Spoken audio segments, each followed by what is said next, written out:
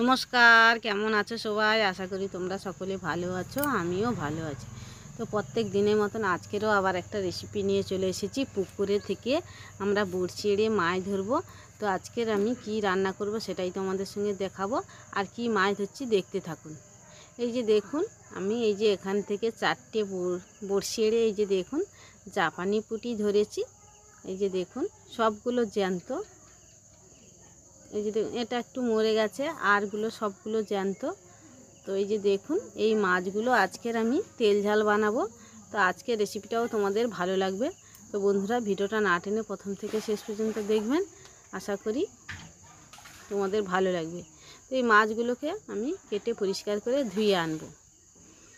এই যে দেখুন কেটে পরিষ্কার করে ধুয়ে নিয়ে চলে এসেছি। এবার এটাকে আমি দিয়ে দিচ্ছি হলুদ, তারপরে দিয়ে দেবো কিছুটা লঙ্কা গুঁড়ো। লঙ্কা গুঁড়ো দিয়ে যদি মাছ ভাজা যায় তাহলে স্বাদটা আরও বেশি হয়। আর দিয়ে দিচ্ছি স্বাদ মতন লবণ। সবগুলো একসঙ্গে সুন্দর করে একটু মাখিয়ে নেব। লঙ্কা গুঁড়ো, লবণ আর হলুদ, এইভাবে লঙ্কা গুঁড়ো দিয়ে যদি মাছ ভাজা যায় মাছের স্বাদটা অনেকটাই বেড়ে যায়। এই যে দেখুন আমি ভালো করে মাখিয়ে নিয়ে তারপর তোমাদের দেখাচ্ছি। এই যে দেখুন আমি কড়াটা বসিয়ে দিয়েছি আর দিয়ে দিয়েছি কিছুটা তেল। এই যে দেখুন তেলটা দিয়ে দিয়েছি। এবারে মাছগুলোকে দিয়ে দেব। এই যে দেখুন মাছগুলো দিয়ে দিয়েছি। এটাকে উল্টে পাল্টে আমি লাল করে ভেজে নিয়েছি, এটাকে তুলে নেব। আর দেখুন একটু অন্ধকার দেখাচ্ছে, এটা সন্ধ্যাবেলা যেহেতু ভিডিওটা, তার জন্য একটু অন্ধকার দেখাচ্ছে। আর রান্নার জন্য দেখুন পেঁয়াজ কুচি নিয়েছি, টমেটো কুচি, আর নিয়েছি দারচিনি, আর নিয়েছি এখানে এই যে গরম মশলার গুঁড়ো, আর নিয়েছি জিরে গুঁড়ো, আর এখানে একটা কাঁচা লঙ্কা নিয়েছি, আর নিয়েছি রসুন কুচি, আর একটু আদা কুচি, আর নিয়েছি লবণ, আর এখানে দেখুন নিয়েছি হলুদ, সরষের তেল, আর নিয়েছি লঙ্কা গুঁড়ো, আর একটা নিয়েছি তেজপাতা। এবার এই কড়ার মধ্যে দিয়ে দেব কিছুটা এই যে দেখুন দারচিনি, আর দেখুন তেজপাতা দিয়ে দিয়েছি। এটাকে একটু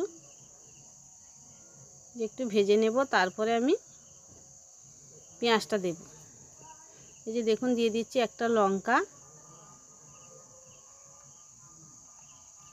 লঙ্কাটা একটু নেড়ে চেড়ে নেওয়ার পর তারপরে দিয়ে দিচ্ছি পেঁয়াজ কুচি। পেঁয়াজটাকে লাল লাল করে একটু ভেজে নেব ভালো করে।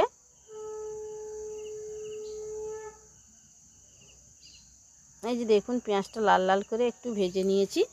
এবার যে আদা আর রসুনটা যে একটু থেঁতো করে রেখেছি এবার দিয়ে দেব।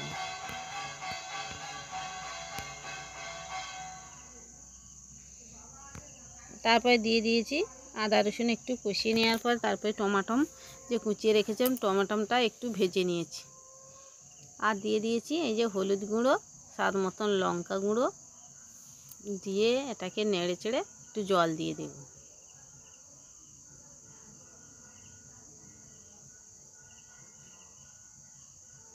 এই যে দেখুন ভালো করে নেড়ে চেড়ে একটু টমাটোগুলো ভেঙে দিয়েছি।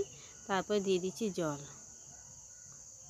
জলটা দেওয়ার পরে একটু সময় ফুটিয়ে নেব। এই যে দেখুন আমি ভালো করে এই যে কষিয়ে নিয়েছি। তারপরে দিয়ে দিচ্ছি জিরে গুঁড়ো, দিয়ে আরও একটু সময় কষিয়ে নেব। এই যে দেখুন আমার মশলা থেকে তেলটা ছাড়তে শুরু করেছে। এবার এটাকে আমি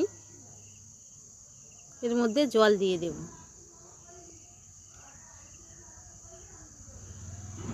এই যে দেখুন জল আমি দিয়ে দিচ্ছি। জলটা পরিমাণ মতন দিতে হবে, যেহেতু তেল ঝাল হবে তার জন্য আমি এই যে দিয়ে দিয়েছি। আর ফুটতে শুরু করেছে। এই যে দেখুন একটু সময় ফুটিয়ে গেছে। তারপরে মাছগুলো যে ভেজে রেখেছি দিয়ে দেব। এই যে দেখুন ভাজা মাছগুলোকে আমি দিয়ে দিচ্ছি।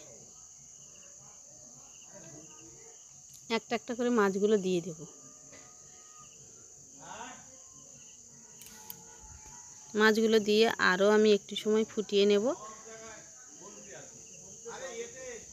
এই যে দেখুন মাছগুলোকে আমি একটু সময় ফুটিয়ে নেওয়ার পরে তারপরে তোমাদের দেখাচ্ছি। আর দিয়ে দিচ্ছি স্বাদ মতন লবণ।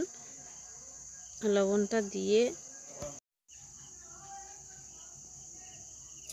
এই যে দেখুন তরকারিটা সম্পূর্ণ হয়ে গেছে। এবার নামানোর আগে গরম মশলাটা দিয়ে নামিয়ে নেব। এই যে দেখুন গরম মশলাটা দিয়ে দিচ্ছি, দিয়ে এটাকে সুন্দর করে একটু নেড়ে চেড়ে এটাকে নামিয়ে নেব। দেখতে দেখুন কতটা লোভনীয় হয়েছে।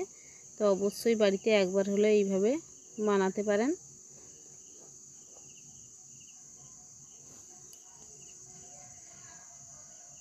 এই যে দেখুন নামিয়ে নিয়েছি, আর দেখতে দেখুন কতটা সুন্দর হয়েছে। আজকের রেসিপিটা তোমাদের কাছে কেমন লেগেছে অবশ্যই কমেন্ট করে জানাবেন। ভালো লাগলে লাইক কমেন্ট শেয়ার করবেন।